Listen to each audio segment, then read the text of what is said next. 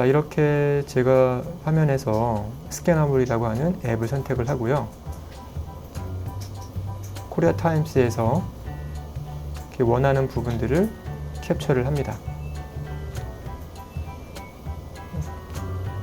쭉 넘기다가 관심 있는 기사가 보이면 캡처를 하는 거죠. 물론 미리 한번 신문을 한번 쭉 처음부터 끝까지 훑어봤기 때문에 어떤 부분이 내가 필요한 부분이라는 걸 알고 하는 거죠. 그래서 그 부분들을 캡처를 합니다. 사진에 보는 것처럼, 그림에 보는 것처럼 이렇게 담아서요. 옮겨 놓고, 그 다음에 이제 스캐너블 앱에 들어가서 이 캡처됐던 사진들을 이제 크롭 하는 거예요. 요거는 이제 선택해서 원하는 부분들을 더 늘릴 수도 있고, 필요 없는 부분이 들어갔다면 그거를 지울 수도 있습니다. 자, 지금처럼 이렇게 영역을 설정한 다음에 선택을 하면 제가 이제 원하는 부분의 기사가 이렇게 하나의 파일로 만들어진 거예요. 여기도 마찬가지로 처음에서부터 위쪽, 아래쪽 필요한 부분을 선택을 하고 그 부분만 이렇게 발췌를 할 수 있습니다. 이 과정을 제가 아까 캡처했던 모든 기사에 대해서 다 적용을 합니다. 그러면 이제 좀 깔끔한 형태의 신문 기사가 PDF 파일로 만들 수 있는 기초 자료가 만들어진 거거든요. 요거는 이렇게 하나씩 캡처하고 모은 다음에 먼저 사진으로 정리를 하게 됩니다.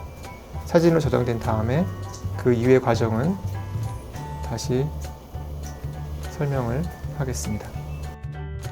그래서 이제 이렇게 해서 사진을 옮겼고요.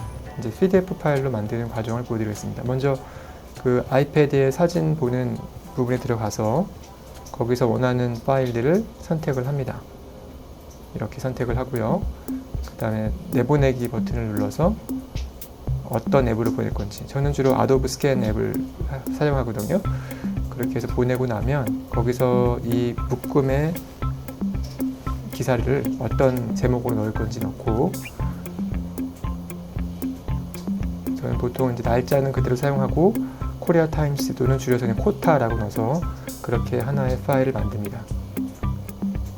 그러면 쭉 보면서 혹시라도 옮기는 과정에서 잘못된 부분 없는지 확인을 해보고요.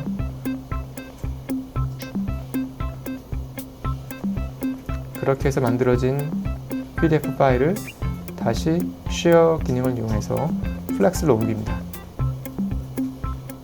이렇게 플렉스로 옮기고 나면 여기서부터는 이제 본격적으로 공부를 하는 거죠. 자, 이렇게 플렉스로 들어와서 아까 PDF 파일을 플렉스로 옮겼잖아요. 그 기사를 보는 겁니다. 하나의 기사를 하나씩 읽어보는 거죠.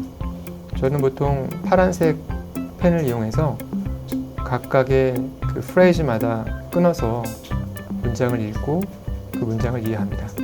그 과정을 처음부터 끝까지 쭉 진행을 하고요. 이렇게 계속 보다가 혹시라도 내가 잘 모르는 단어가 있거나 체크하고 싶은 구절이 있으면 이렇게 언더라잉을 빨간색으로 해놓고요. 또 필요한 경우에는 이제 하이라이트를 합니다.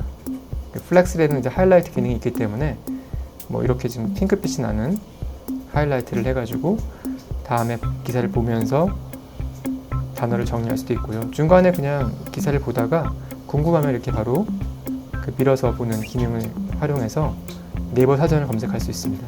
지금은 키패드가 이제 왼쪽에 있지만 저거를 이제 선택해서 오른쪽으로 밀면 네이버 사전 바로 아래쪽에다가 키패드를 놓을 수가 있고, 그래서 좀 더 편리하게 사전을 찾을 수 있거든요.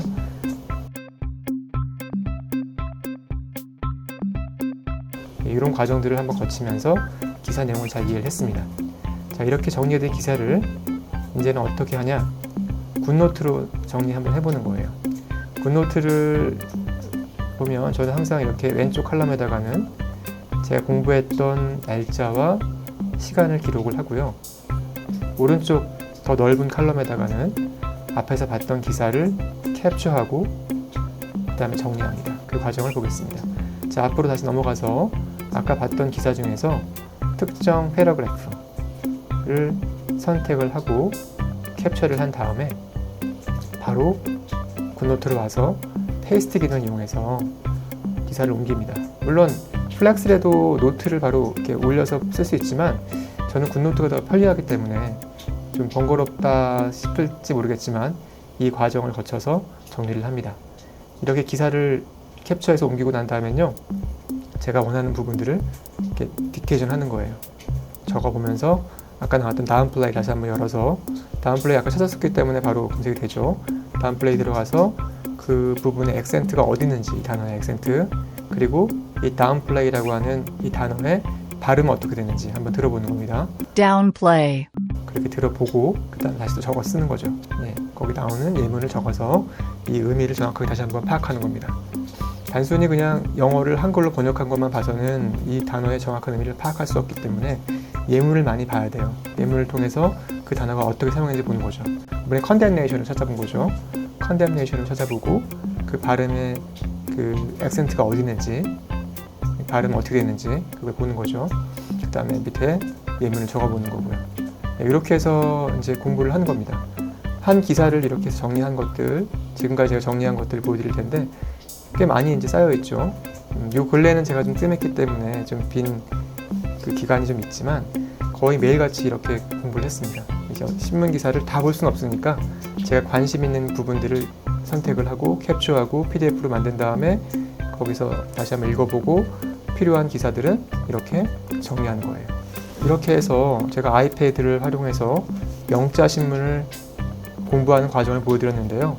그러니까 발음, 필기, 그 다음에 종합적인 어떤 정리 다 가능하니까 충분히 아이패드를 갖고 영어 공부할 수 있습니다. 도움이 됐으면 좋겠고요. 인간학과 전문의 닥터 K, 저의 영어 공부 과정을 보여드렸습니다. 이상입니다. 감사합니다.